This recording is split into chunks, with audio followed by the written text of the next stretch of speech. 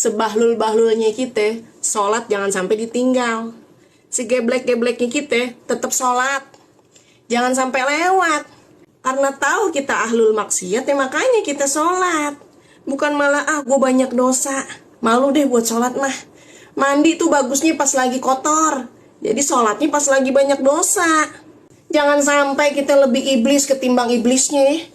Iblis nolak sujud ke Nabi Adam. Sementara kita nolak sholat karena nolak sujud ke Tuhannya Nabi Adam. Lebih parah.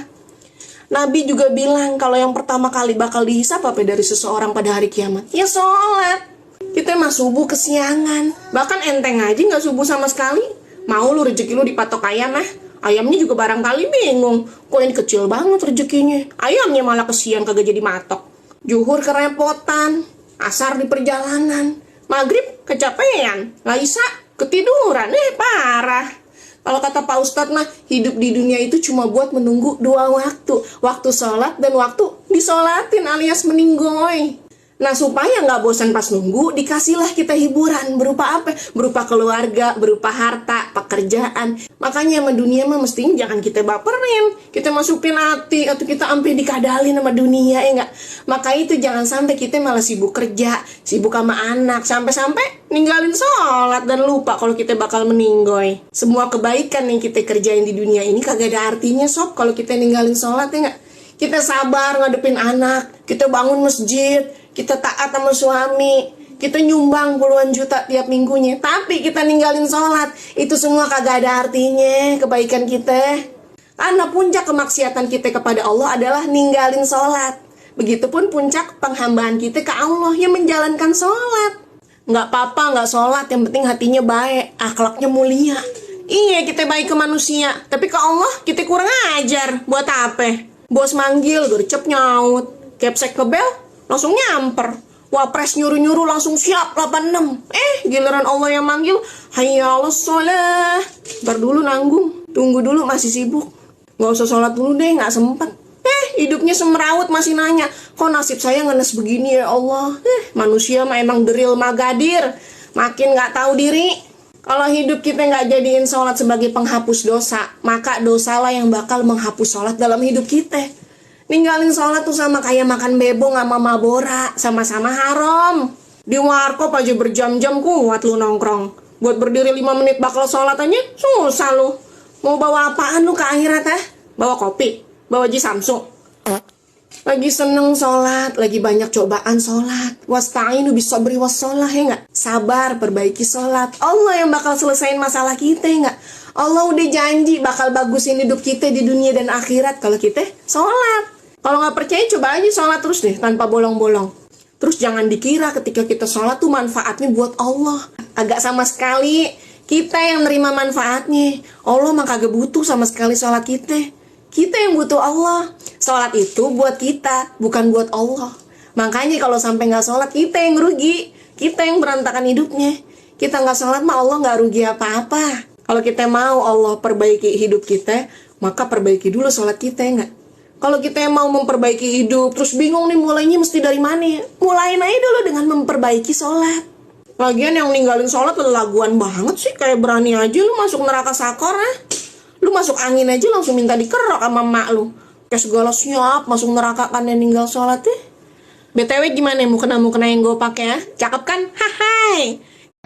Fa idza sa'alaka ibadi anni fa inni qarib. Allah itu dekat. Tanpa perantara Allah langsung yang bilang. Seolah Allah mau ngasih tahu ke kita bahwa aku ini dekat. Ujibu da'watad da'i idza da'ani. Aku kabulkan doa-doa hambaku.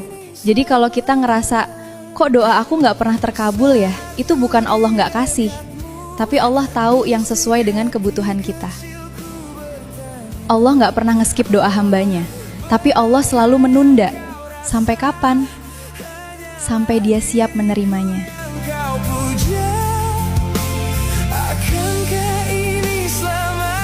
Kenapa kalau kita ke masjid, di dinding selalu ada nama Muhammad bersanding dengan lafadz Allah?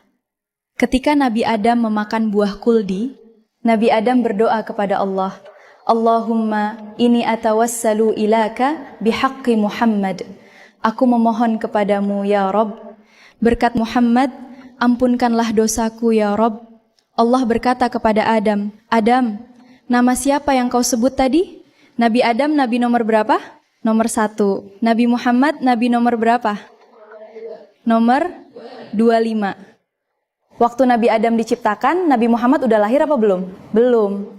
Abdullah belum ada, Abu Muthalib belum ada. Allah bertanya bukan karena Allah tidak tahu, tapi Allah mau beritahu ke Nabi Adam.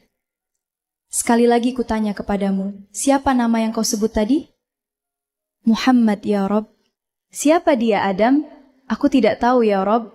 Kata Allah, kenapa kau sebut namanya? Khalaqtani, ketika kau ciptakan aku dari tanah. Kau tiupkan ruhku ke dalam tubuhku. Lalu ku angkat kepalaku. Di saat ku angkat kepalaku, aku melihat di tiang arsy ada namamu, bersanding dengan nama Muhammad.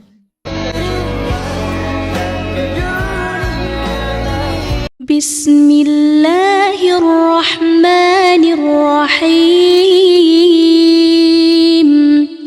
Idza asy-syamsu kuwirat wa idza an-nujumu kadarat wa idza al-jibalu suyirat wa idza al-'isharu 'attilat وإذا الوحوش حشرت وإذا البحار سجرت وإذا النفوس زوجت وإذا الموءودة سئلت بأي ذنب قتلت وإذا الصحف نشرت وإذا السماء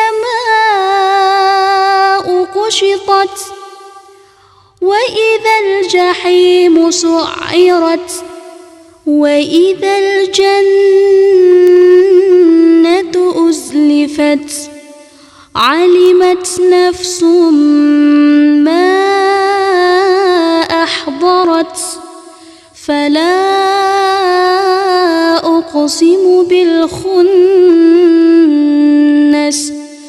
الجوار الكنس والليل إذا عسعس والصبح إذا تنفس إنه لقول رسول كريم ذي قوة عند ذي العرش مكين مطاع ثم أمين وما صاحبكم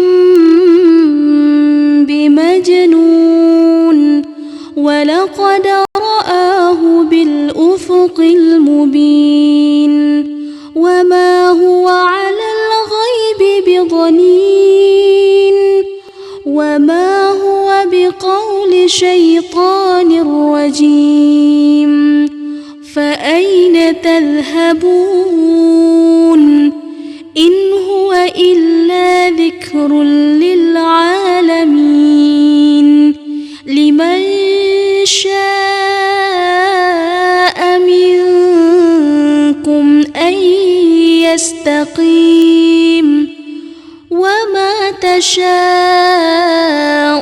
إلا